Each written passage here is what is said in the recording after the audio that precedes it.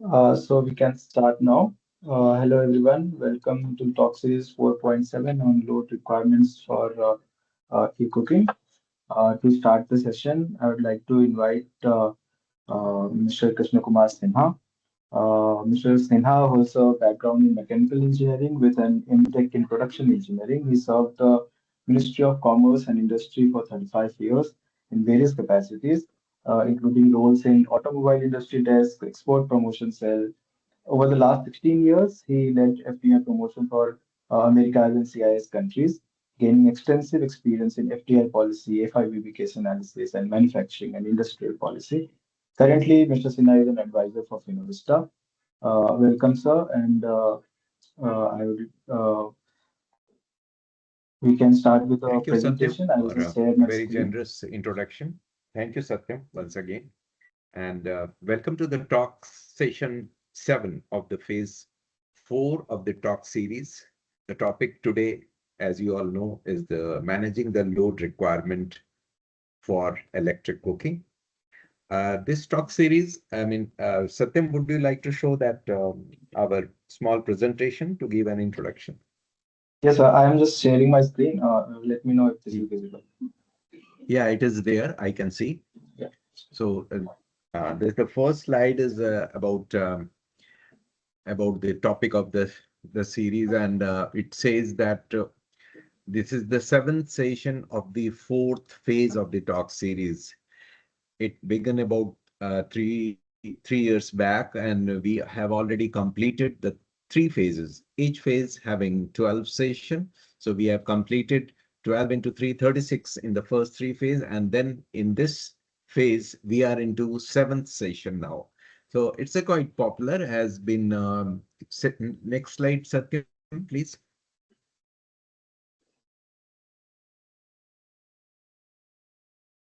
Okay. It's a quite popular, as I said, that so many people have got 1,000, more than 2,000 people are registered for this, have registered their name for participation in this. And it's not just in for India, but it's a global platform for sharing ideas and experiences by different experts.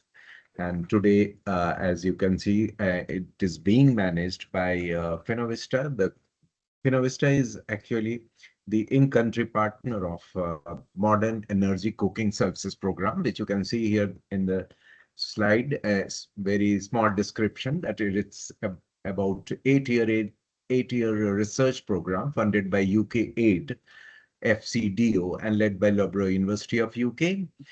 This program researches the socio-economic realities of a transition from polluting fuels to a range of modern fuels.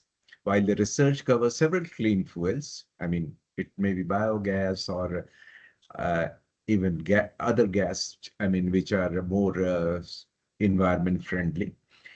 And and also, but the overall evidence coming out of the research work carried out so far is pointing to the viability, cost effectiveness, and user satisfaction that energy efficient electric cooking devices provide. So the program works in close collaboration with NGOs, governments, the private sector, academia, policy representatives, and communities across 16 countries in Africa, in Asia. And it is working to accelerate the shift from biomass to genuinely clean cooking in India. The program was launched in early 2020 through Finovista as the Indian partner, as I said earlier, and works across the intersection of policy, finance, supply chain, and promotion of electric cooking to enable the transition to modern fuel for cooking. It is also supporting India's emergence as a leading manufacturer of clean cooking devices, both for the local market as well as for export or international market. And this is aligned to the government of India's policy of Make in India and Atmanirbhar Bharat, as well as objective of Go Electric scheme launched by Ministry of Power, which promotes both electric cooking and electric vehicles.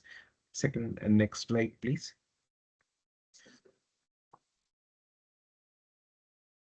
It's I spoke earlier about the popularity of this talk series, and as I said, it is a global virtual platform that brings together the key stakeholders to initiate discussion on aspects that are critical to enabling the shift to modern energy-based solution for clean cooking.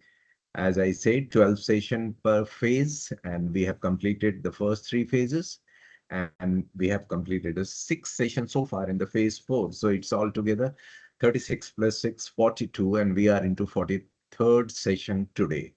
And more than 2,691 global registration, more than 2,000 attended uh, this talk session so far, and I benefited from the information shared and clarification given during the session.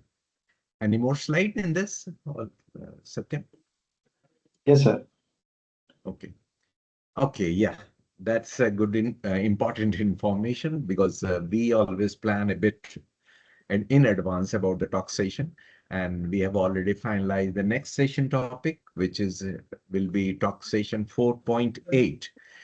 Building community champions, train the trainers for self-help groups on e-cooking. And this is going to be aired, or it will be done on 22nd January 2026 at the usual time, and it would be virtual as is the practice.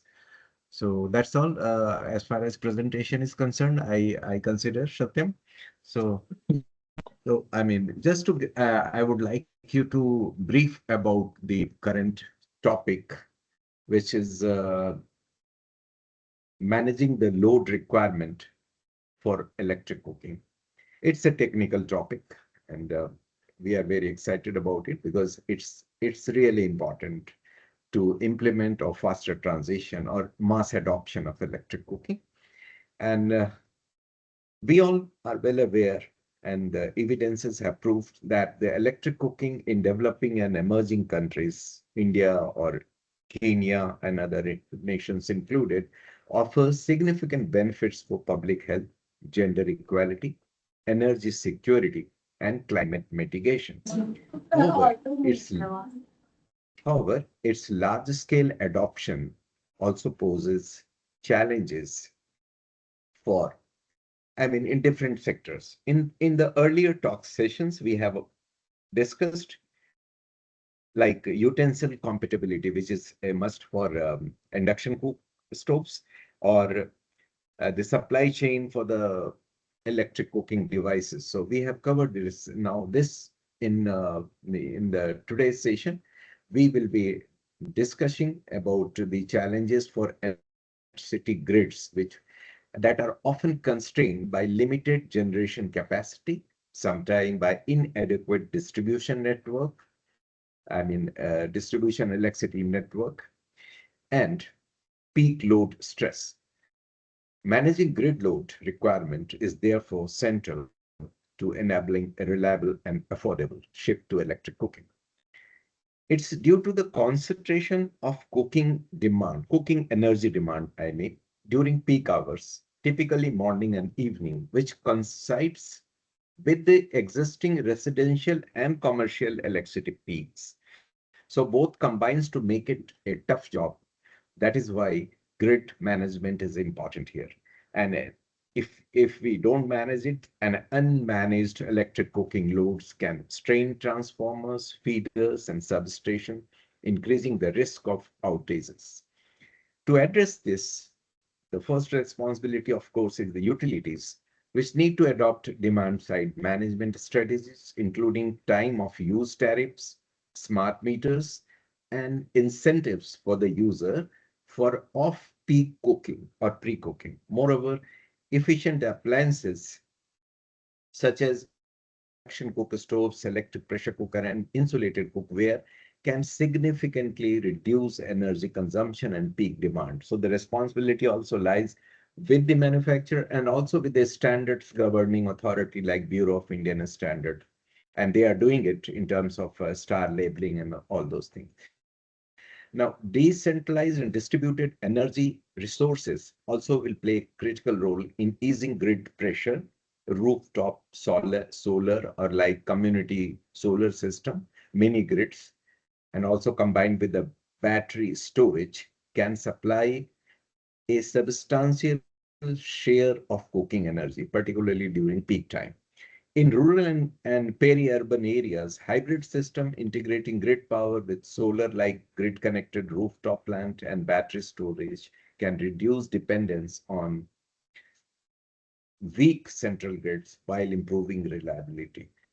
Thus, grid strengthening and planning are important. Utilities must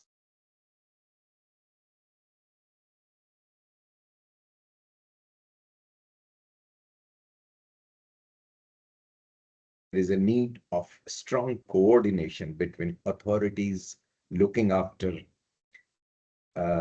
various aspects. For example, utilities must incorporate electric cooking demand into load forecasting, distribution network, upgrades, and all those things. And it is also essential to align infrastructure investment, appliance standards, consumer awareness, and also the integration of renewable energy into the grid.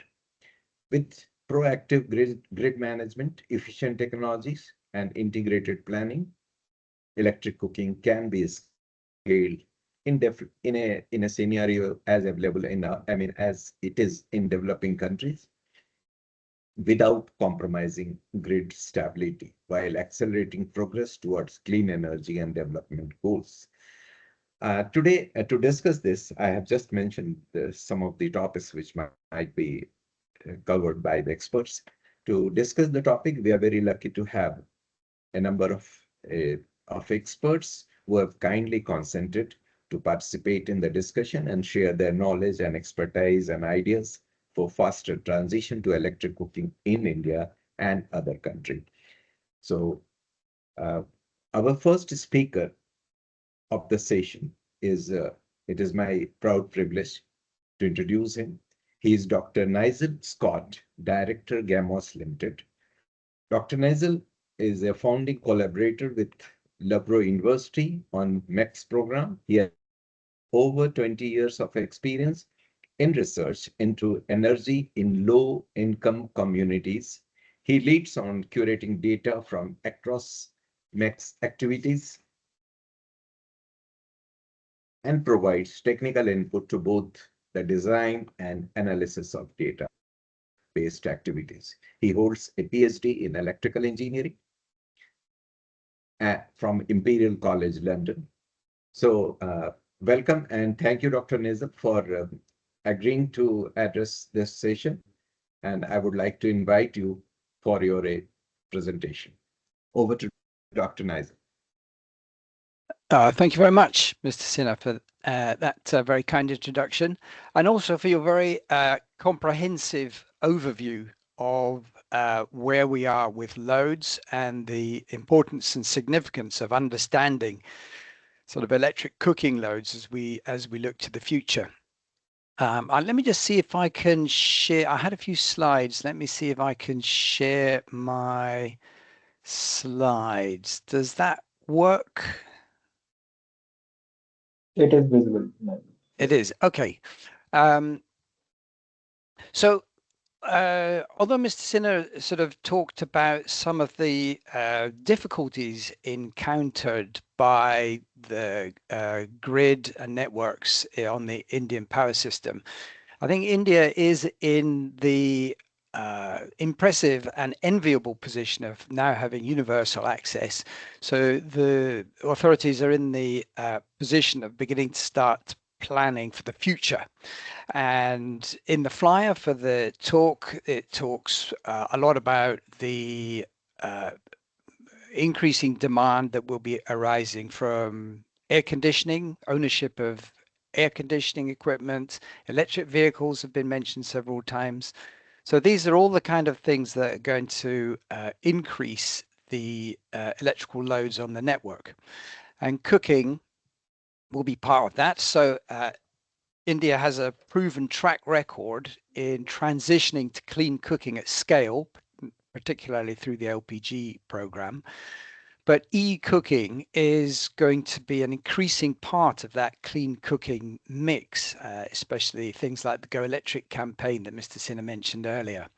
So it's important to integrate electric cooking and e-cooking loads into power system planning. So we need to understand a little bit more about e-cooking, if I can call it that, electric cooking loads.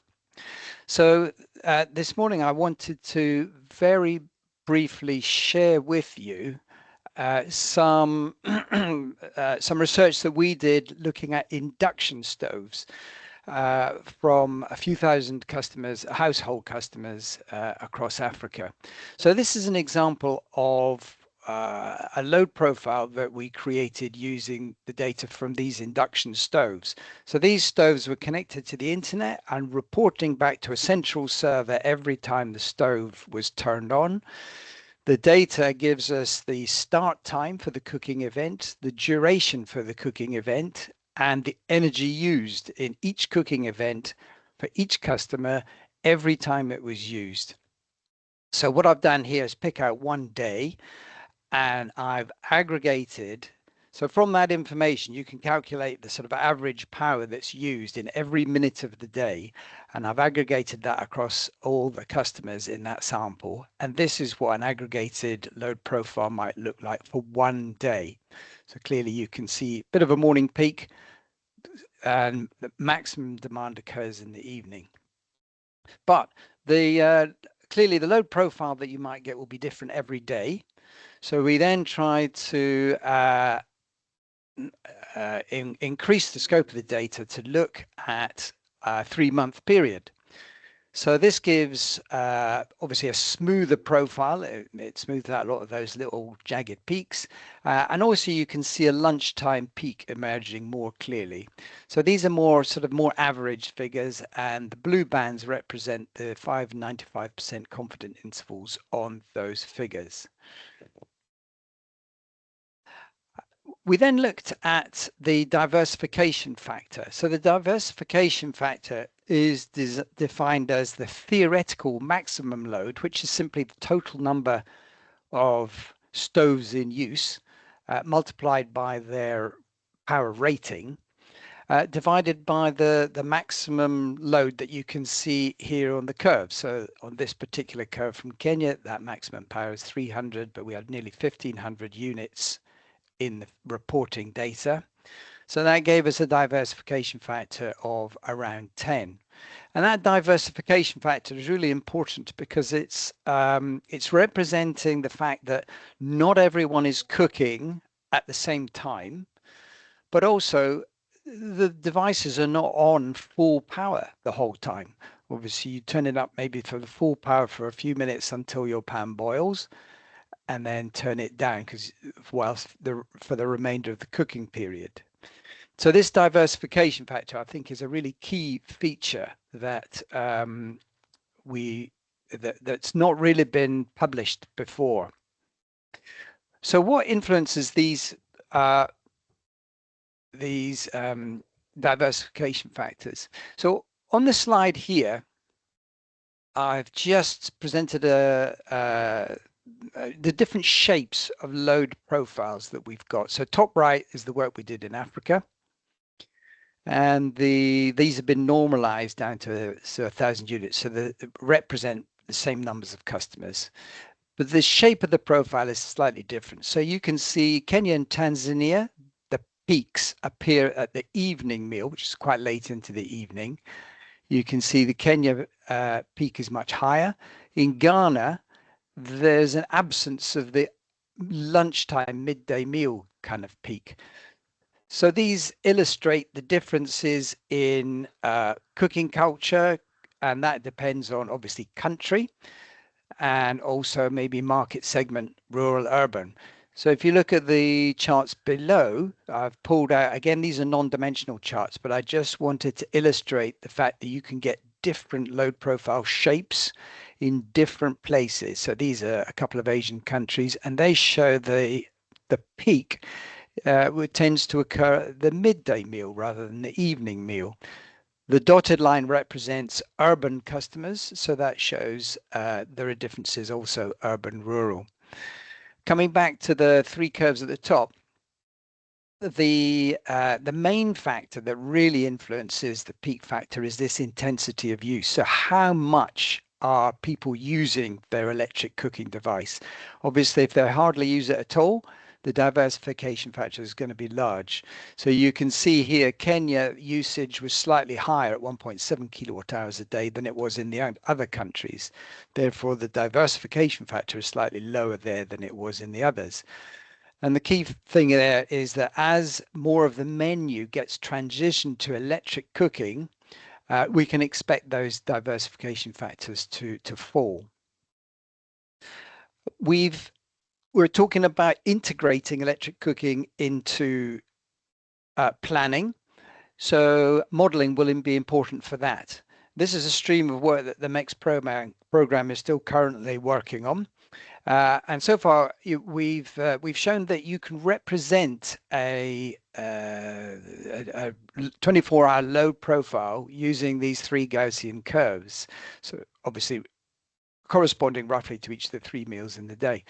In order to draw those curves, you need to know what the peak time of day is. You need to know the distribution of the cooking times around that mean. And then you need to know the amplitude, so how high is the peak. So you can see that illustrated in these three curves that have been combined together to give the red line, which very closely matches the actual data. The point of that is that much of that data to generate these curves can actually be gleaned from household surveys, which are obviously much cheaper and quicker than actually having to deploy a load of units as we did for our original research. So with household surveys, you can simply ask people times of day, when do they cook their meals? You can ask them also what kind of equipment they have, and you can ask them what fuels they use to cook different parts of the menu. That gives you an estimate of the menu penetration of electric cooking. So that gives us quite a lot of information that can be used to estimate these curves. So this is going to be really helpful for planning. I want to just finish just summing up a little bit. So we know, as has been said in the introduction, that residential electrical loads are going to be increasing. And we need to be including electric cooking in that thinking. And I've just copied a chart here from a recent paper by some Indian people looking at a modern Indian household. So that includes air conditioning and electric vehicles.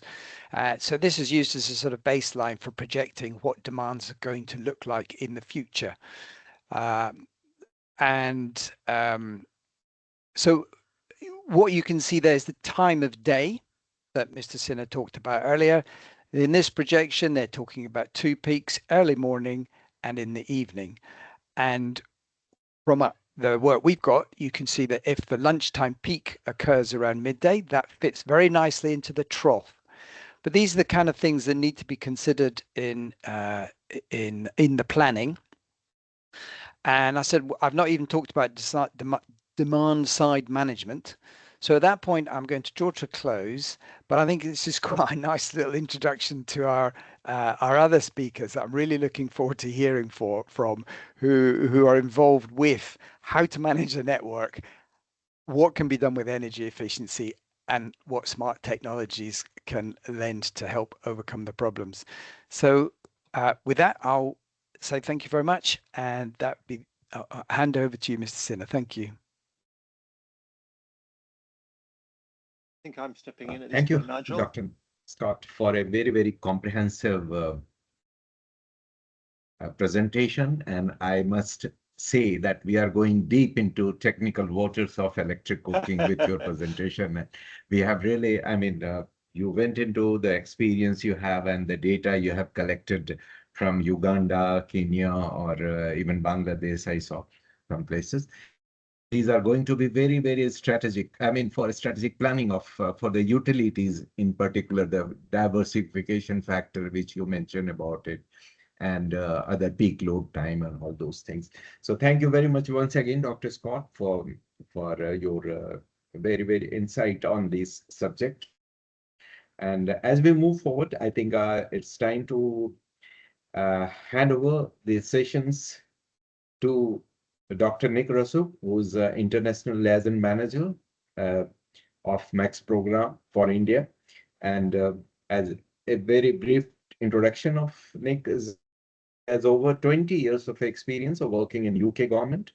His final role was Head of International Innovation Strategy at the Department of Business, Innovation and Skills. Dr. Nick led the innovation strand of the Newton program also, and government-to-government policy dialogues. His consultancy, Unconventional Connections, focuses on innovation, collaboration, including work funded by DFID on harnessing the UK's strength in clean energy technology to increase access to clean energy in Africa and Southeast Asia. Nick has a personal interest in sustainable solution to local and global food-related challenges. In 2015, he set up the Woven Network, UK-based network for those working on insect protein, an interesting subject indeed. Dr. Nick holds BA, that is Bachelor of Arts, Master in Science, and PhD degree in Psychology from the Universities of Cambridge, Loughborough, and Sheffield, with a focus on psychology and user-centered system design. Within the MECS project, Nick is one of the international liaison manager for India, and we have been highly benefited by his presence here. So over to Dr. Nick, and welcome to the session. Thank you, Mr. Sinha.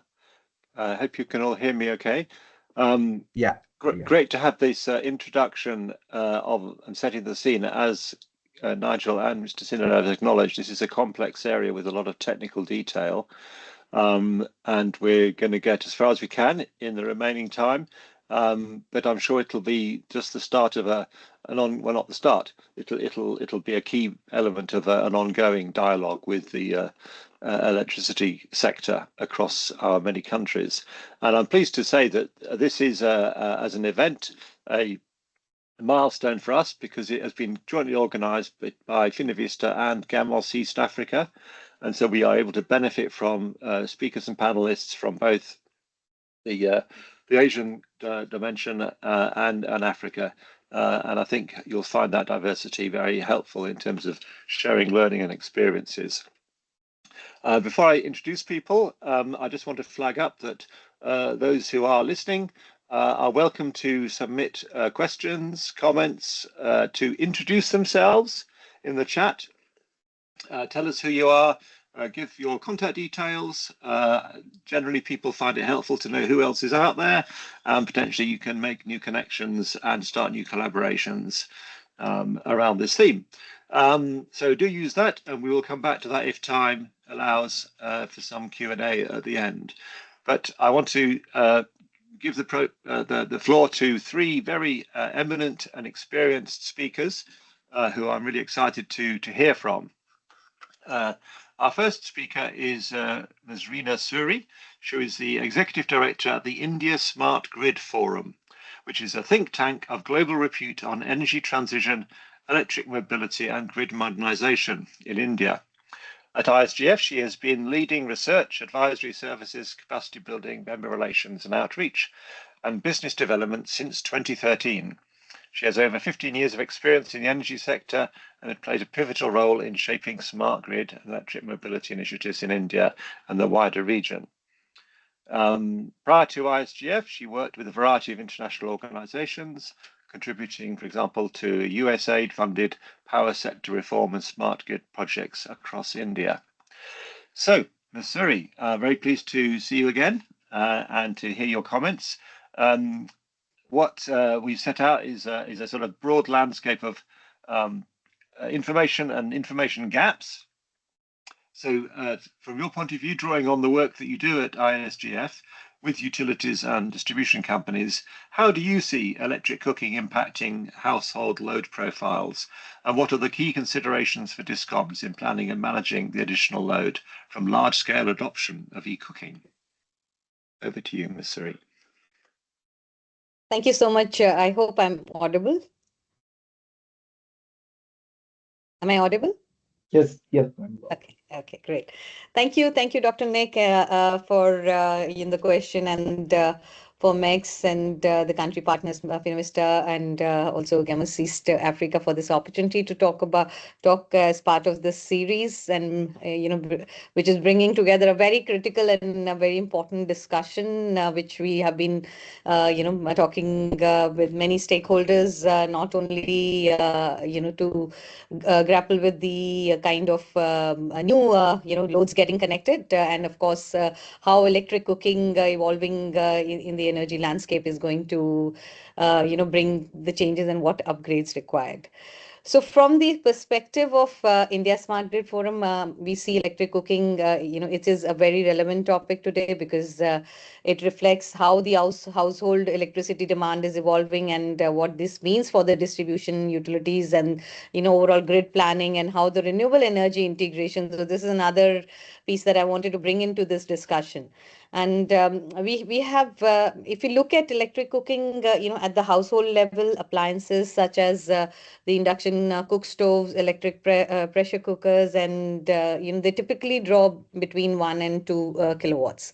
And the key issue with discoms is not the total energy consumed. I feel that over the day, but the coincidence of cooking loads during morning and evening peak hours when the networks are already stressed during light, due to lighting, cooling, and other household loads.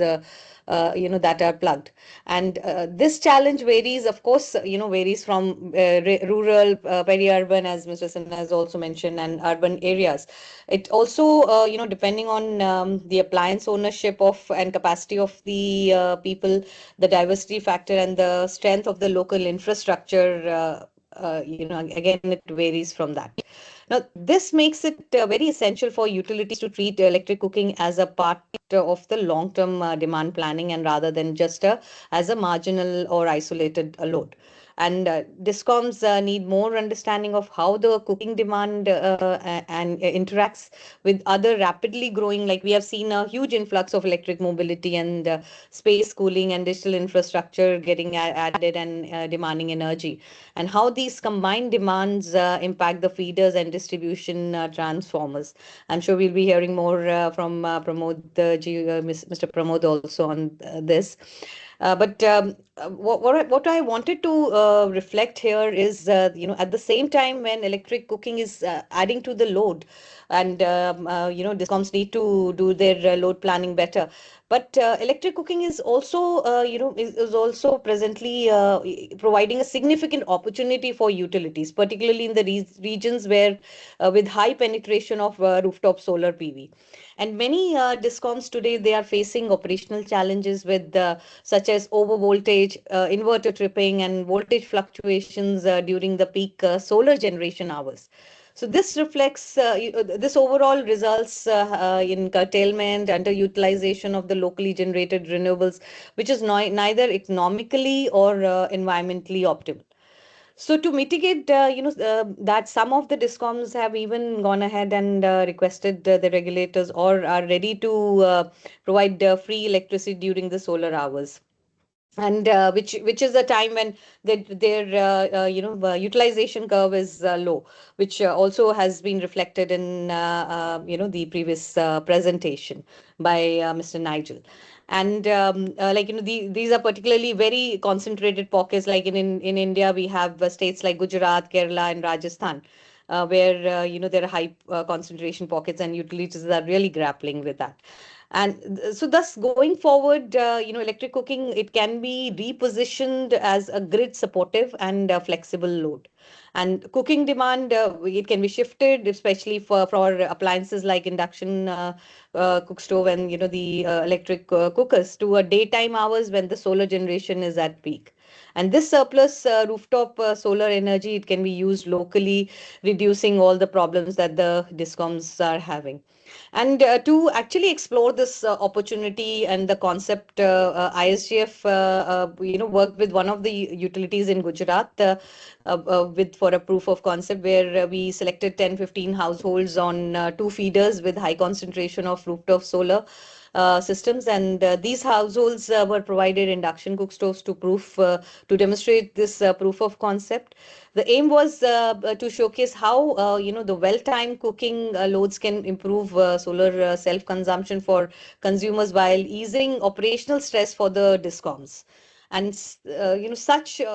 these kind of real world pilots we feel are very critical for building an evidence and confidence among the discoms and further taking it to the policy makers. And also I want to highlight with this kind of experiment, and we going forward, we have seen a lot of these smart home AI based smart home solutions and smart appliances that hold the future for a smart home. A key enabler for scaling electric cooking in a grid-friendly manner and enabling the DISCOP to manage the load, these are going to play a very key role.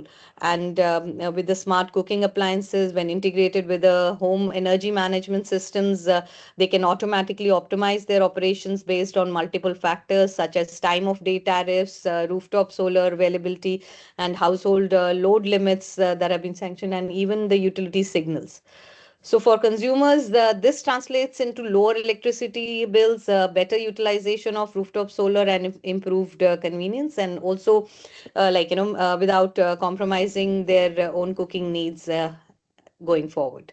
And for utilities, these AI enabled homes will provide more predictable and manageable demand, reduce peak load stress, and improve visibility at the last mile. And also in some cases, with defer the infrastructure upgrades required for the peak demand management.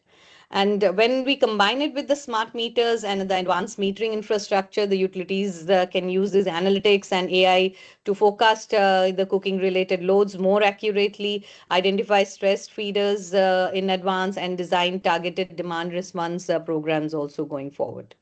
And lastly, just highlighting, from a policy and regulatory standpoint, electric cooking, it should therefore be promoted not just as a clean cooking option, but as a part of a broader demand side management and digitalization strategy, with time of day tariff and incentives for energy efficient and smart cooking appliances, and also utility-led pilot programs. They can significantly, help shaping consumer behavior and ensuring system readiness.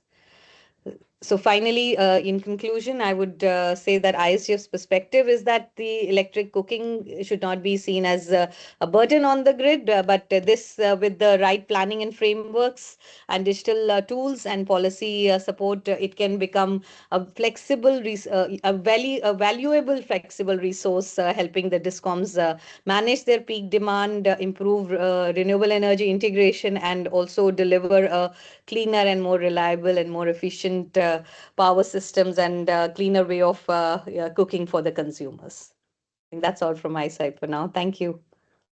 Thank you, Ms. Suri. That's a great, very positive message, which we 100% endorse.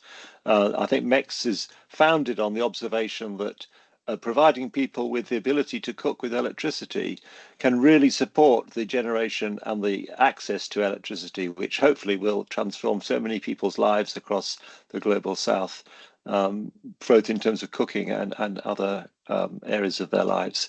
So yeah, no, but I think also your presentation, your talk has showed how complex this landscape is, the number of different components that need to be kind of considered together, and the critical and central role of discoms in India and utilities in other countries as well. And I think that another point I just want to draw out is that we're seeing a lot of interest in a number of states in starting an e-cooking transition amongst the institutional and commercial sectors, where there is the bulk of the cooking carried out during the daytime rather than in the morning and the evening, because they want to maximize that income generation without adding to the peak load demand that they're going to face. And I think that's another quite strategic way to handle all this. Okay, and I should say that your comment also about combining with the solar rooftop program also is something that we're seeing a lot of interest in, and working with the government of India to going forward on that. Okay, our next panelist is Dr. Engineer Fenix Musonye. Hope I pronounced that right. He is a Director Deputy Director of Energy Efficiency at the Energy and Petroleum Regulatory Authority, or EPRA, which is Kenya's independent energy sector regulator, responsible for technical and economic oversight of electricity, petroleum and renewable energy. Dr. Musonye holds a BSc degree in mechanical engineering from the University of Nairobi, an MSc and PhD degrees in energy technology from JKUAT, and a postgraduate diploma in project management from KIM. As well as his role at EPRA, he also works for Strathmore University and the Africa School of Regulation. His areas of expertise include energy auditing, energy management systems, appliance standards and labelling, curriculum development, and many other areas. So I'm very interested to hear your remarks, Dr. Musonye. I hope you're able to turn the camera on so we can see you and hear you.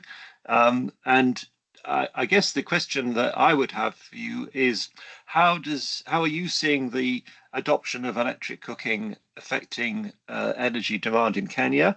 What measures are you putting in place as a regulator to encourage and support utilities to respond to and prepare for these changes? And I should just, while Dr. Musonye hopefully is becoming available, just to flag up again in the chat, there are a number of questions coming up. There's also a lot of AI bots appearing, but people also introducing themselves and starting to form little coalitions. So I encourage you again to use the chat. Dr. Musonye, yes, hello. I can hear you. Hello, Fantastic. Dr. Rozu. Thank you very much for the question about clean cooking, especially electric cooking in the country, which has been quite a new concept, which is actually being spearheaded partly by the utility Kenya Power and Lighting Company. They have what you call Pick and Power program, where they're encouraging people to take up the e-cooking devices. However, of course, this comes with a number of issues that were initially presented here, actually about the dark curve. The dark curve is having issues with everyone in parts of the global south, where mostly people cook in the evening hours, and you find the demand has gone quite high. Of course, there are a number of interventions that we need to do to increase the uptake of clean cooking in Kenya. One is the concept of the cost, because people think it is still expensive to cook using electricity. There's quite some amount of work we need to do there to try to demonstrate that substituting the traditional cooking methods with the e-cooking is actually a cheaper option. Of course, alongside other issues of indoor air pollution, the issues of safety and everything, which we are really doing. We have developed actually the e-cooking guideline. I was the team leader for that, and it's published online to try to assist the citizens to adopt that. But then that's on the issue of the market penetration. When you look at the demand side, which I'll actually dwell a very short time discussing, I will specifically focus on energy efficiency, where I'm an expert, because that's the one that's going to assist us in two ways. One, in reducing the cost of cooking so that it can assist us to improve the narrative that clean cooking or e-cooking is indeed affordable compared to the traditional cooking methods. Then to assist us in number two, in managing the load, the demand from the side. And actually, we talk about virtual power plants. And I'm happy most of the participants here, I see some are from India. India is doing very well in terms of standards and labeling. And that's why I want to really focus on, because we've been borrowing a number of things from India. We started standards and labeling in Kenya, but we're looking at cooling appliances initially. That was the refrigerator and the air conditioner, and then the motors and lighting. By then, cooking using electricity was not a thing in the country, because that was in 2013. But now, because it's a thing, now we are thinking of increasing the number of appliances under MEPS. But then, of course, there comes the problems. There are things we are supposed to do from the Kenyan side. And I hope, of course, we learn from the Indian experience and the Ghanaian experience. Ghana has also a number of appliances that are under the standards and labeling. That's the MEPS. So we need to develop minimum energy performance standards for the cooking appliances.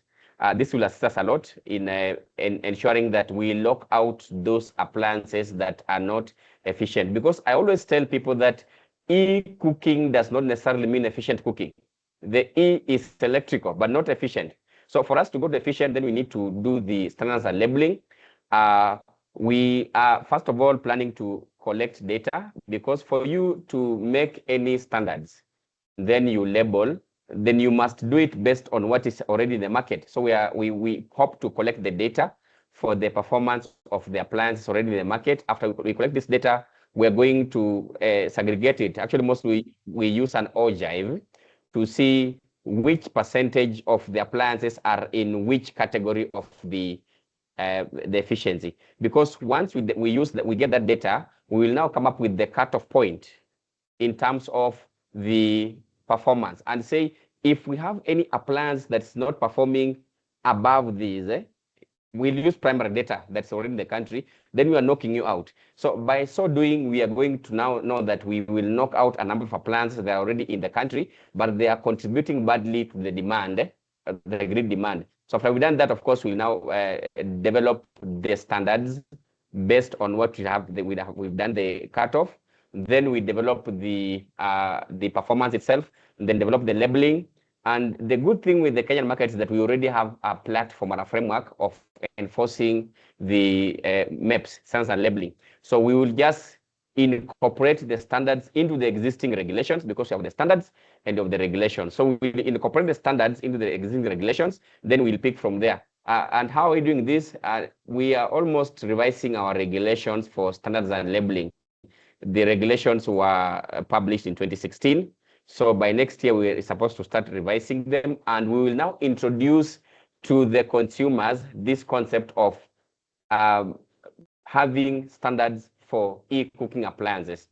Now, we have two options. I know India starts with the voluntary, then goes to mandatory.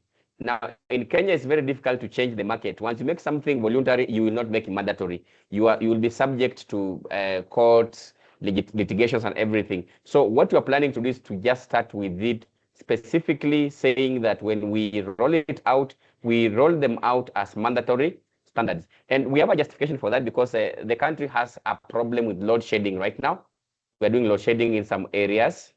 And then number two, we have problems of voltage stability in some parts of the country, like in Western.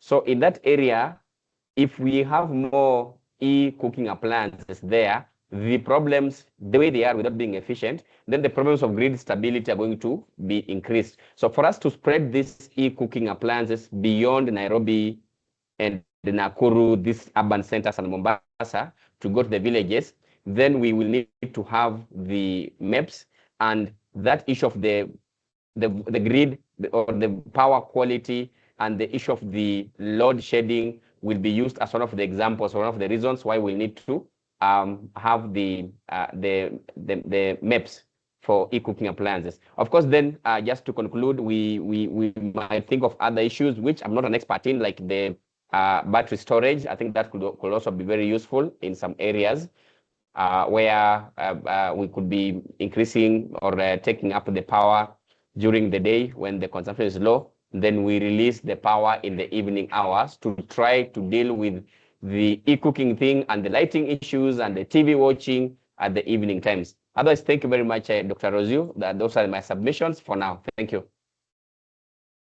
Great, thank you very much. Very clear presentation, and good to reflect on the impact of energy efficiency or potentially inefficiency in electric cooking appliances. As you say, there are historically many devices which are extremely inefficient and very wasteful, and a lot of our research has focused on the opportunities that these new, more efficient appliances can offer, such as electric pressure cookers, and particularly in Indian contexts where induction and infrared devices are now increasingly prevalent.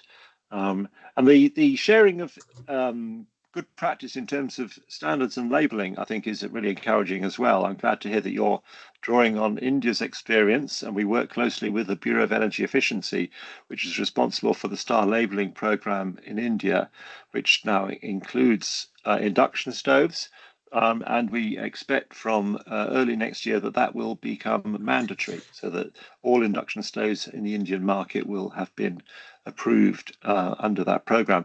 We would love to see a greater range of devices tested and proven, because there is, yes, electric cooking, unlike electric light bulbs or maybe air conditioning, is such a diverse sector.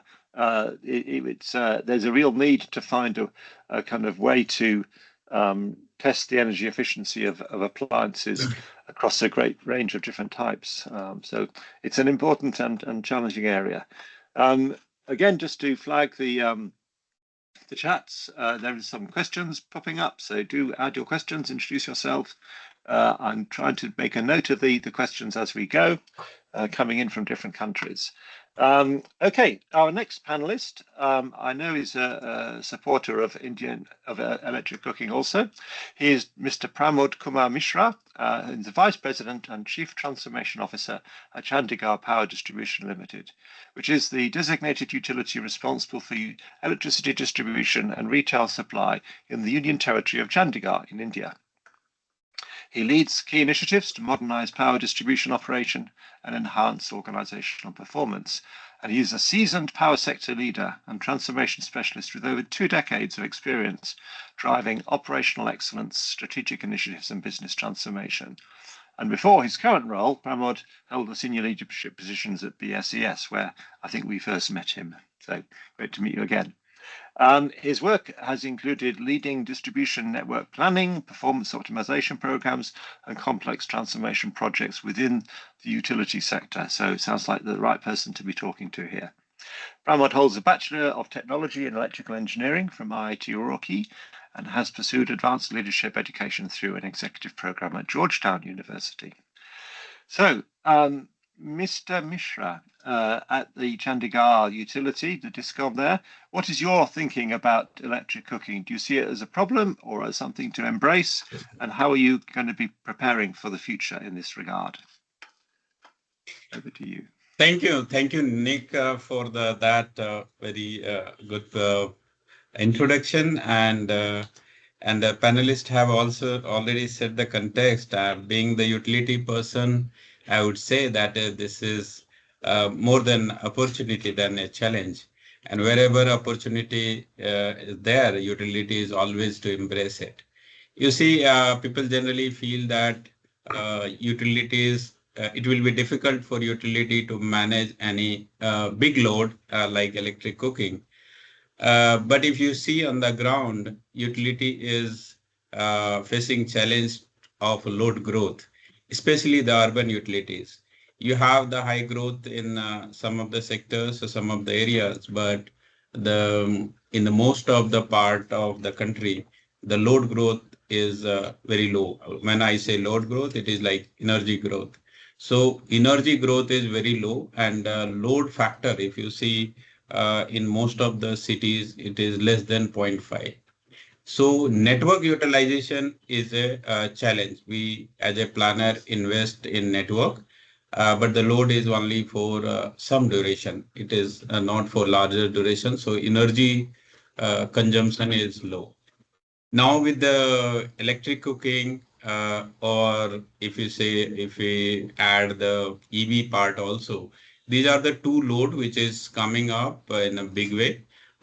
In most of the Indian cities, the electric vehicle is now picking up, and so is the induction cooking.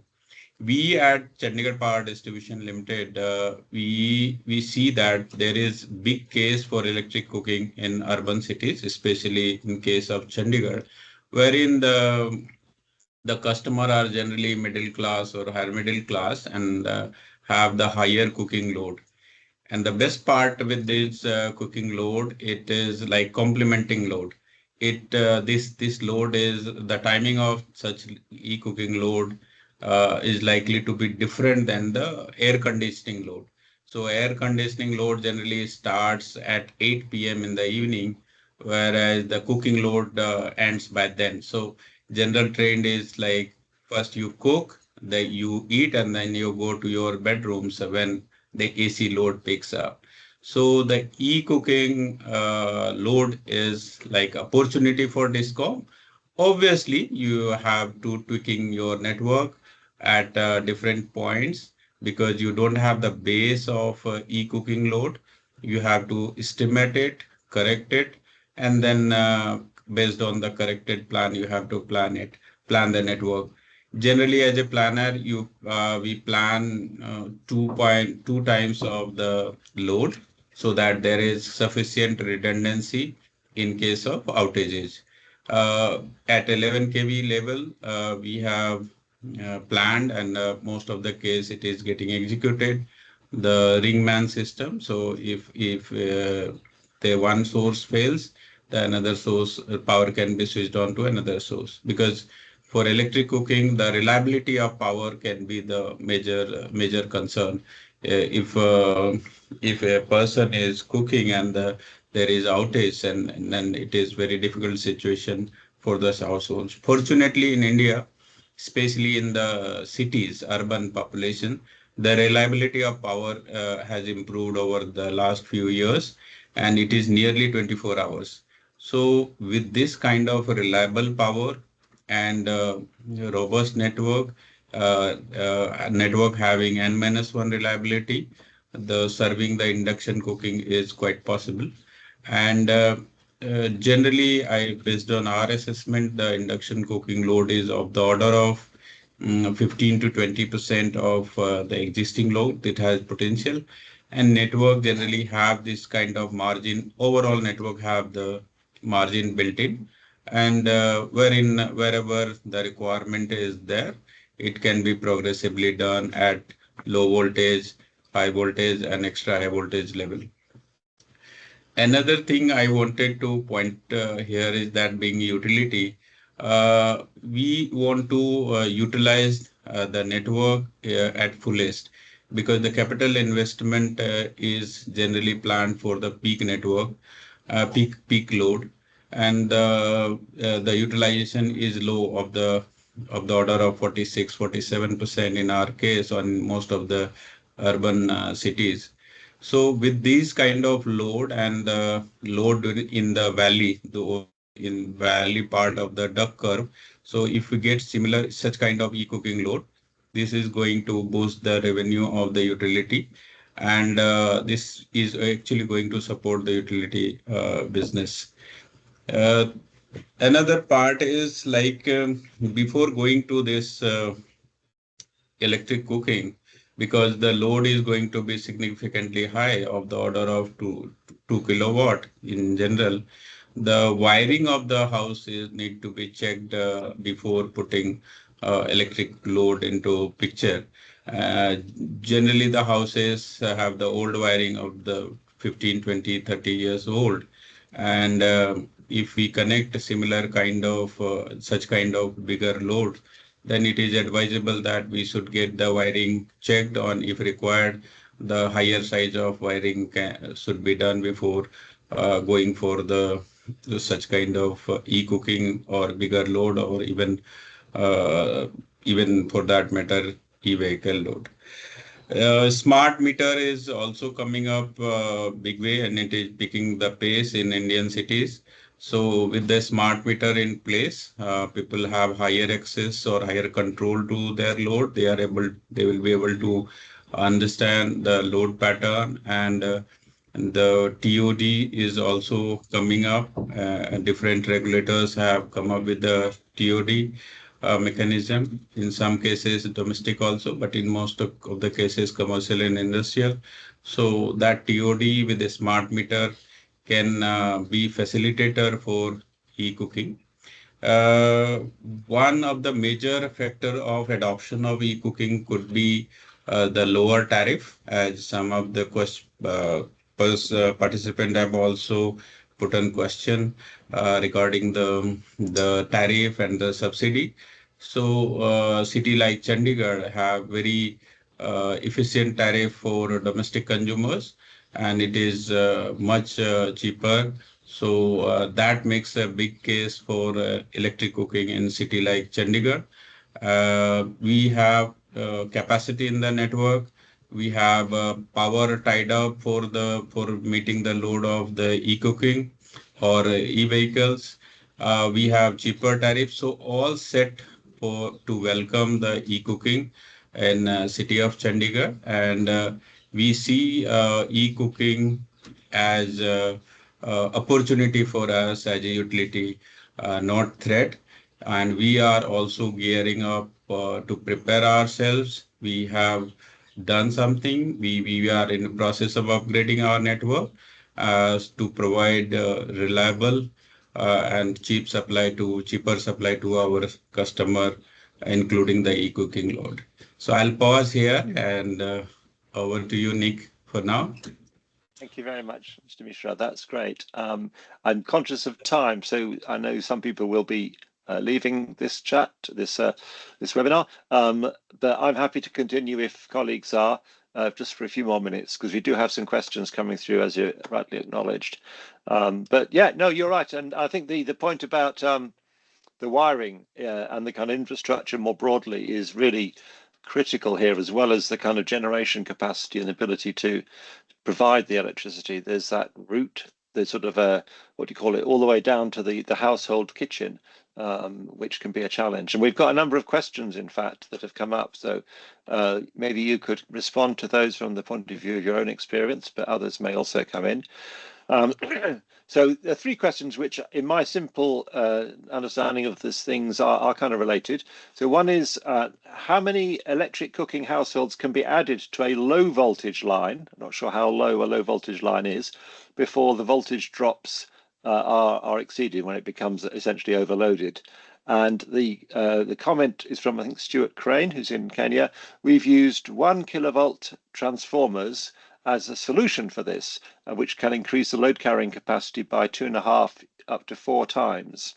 So that was a particular question about sort of the capacity to carry additional cooking loads. And then a similar question, any estimation or studies on how many electric induction stoves on regular usage can be connected to a local distribution transformer before it requires an upgrade? And do residential wiring of certain capacity rating need upgrading, especially in rural India, with households of rated power of 1 kilowatt, in order to prevent kind of overheating? So there's a number of related questions, aren't there, about how to approach that question of the households and the communities where there is maybe a lower level of infrastructure already in place. Would you like to respond to that from your point of view, Mr. Mishra? Yeah, thank you. You see, if we address to the question regarding how many appliances can be added to a transformer before upgradation, so it depends the existing size of the transformer. Good thing with the induction kind of cooking, as we have seen the presentation, that it has very low diversity, like 10% in some countries, some 12%, 13%. So with the low diversity, you can connect more devices. And it all depends on the capacity. Generally, transformers are designed for overloading for a few hours. So those can be even overloaded. That will be the optimal utilization of those transformers. So that is not a problem. And in case if it require, augmentation to higher size, utility will be loved to do that, because there is business there, that there is potential consumption of energy. So that is not a problem. Okay. Sorry, I don't want to cut you off. I'm conscious that Rena's also come on, so she may want to add to your comments, but carry on. Would you like to carry on, Mr. Mishra? Sorry. No, I have finished one part. And what was the second part of the question? It was a similar question. Like I say, in my simplistic understanding, a similar question about how many stoves can be used, and also what kind of wiring capacity is needed, and how and when do you kind of decide to upgrade it? Yeah, so you see, the wiring in rural India or any house, it is generally of lower than the required size, because people generally have the present load in mind while wiring or while developing the wiring of any house. So when you enhance the load, then it is required that the wiring should commensurate with that. Yes, in rural India, you have generally 1 kilowatt load and wiring is according to that. But for induction cooking, you have to upgrade the wiring to the next level and requisite size. Yeah. Okay. All right. Well, thank you for that. I think this is as I say, it's opening up a new area. Well, not new for us, but a new dialogue, if you like.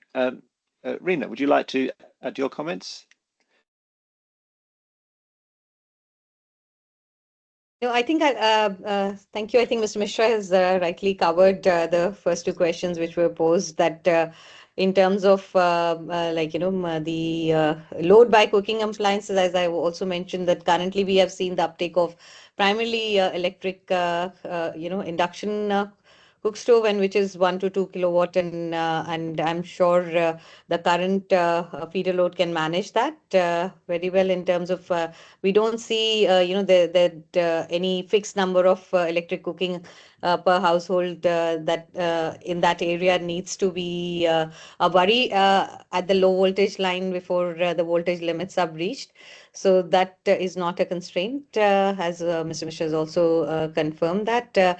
But there was another question around, if there is a subsidy provision in electricity to lower income people. I can just quickly address that. In India, the electricity subsidies to the low income households, they're generally provided, as subsidized tariff slabs, and where a certain number of units per month or are either free or charged at a highly concessional rate.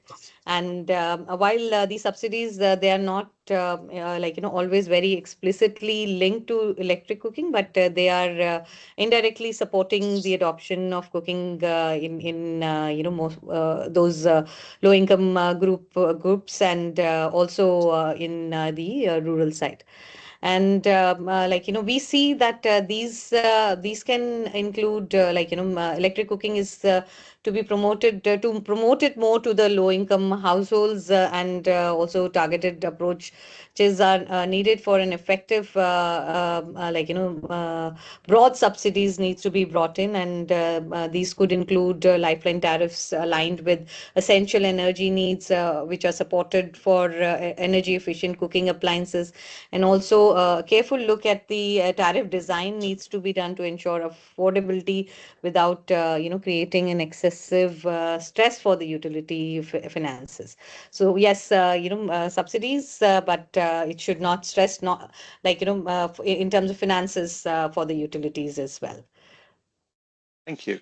And one thing just to add to that, and we've seen two types of those lifeline tariffs. One is where up to 100 units, the price is essentially free, which is great, or very, very low. But then once you get to 101, that the next band up are at a higher tariff, which is what I'd expect. But I've also